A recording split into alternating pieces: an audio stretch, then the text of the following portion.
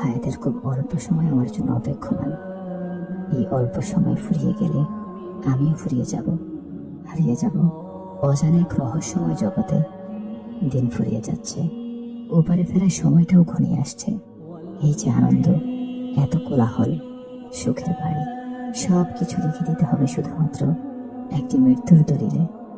মৃত্যু যে চিরন্তন, মৃত্যু থেকে তো আমরা কেউই পালাতে পারবো না। হে আমার নফস, আর কত রবের সামনে অপমানিত করবে আমায়, আর কত রবের থেকে আমায় দূরে সরাবে। হে নফস, তোমার যে এত এত গুনাহ, আর আমলের ঝুলিটা যে শূন্যতায় পরিপূর্ণ, কিভাবে তুমি তোমার রবের সামনে উপস্থিত হবে? হে আমার নফস, এবার থামো, এবার থামো, আমাকে আমার রবের কাছে ফিরতে দাও। আমার নিস্তব্ধ কবরে থাকবে না কোনো কোলাহল, থাকবে না কোনো বাঁধ ভাঙা আওয়াজ। যুগ যুগ ধরে এভাবেই একাকী পড়ে থাকবো নির্জনে ঘেরায় সেই কবরে। যুগের পর যুগ ধরে কেউ কাছে আসবে না, কেউ খোঁজ নেবে না। আমার কাছে আসতেই অনেকে ভয় পাবে। সেই কবর, সেই নির্জনতা, সেই একাকিত্ব।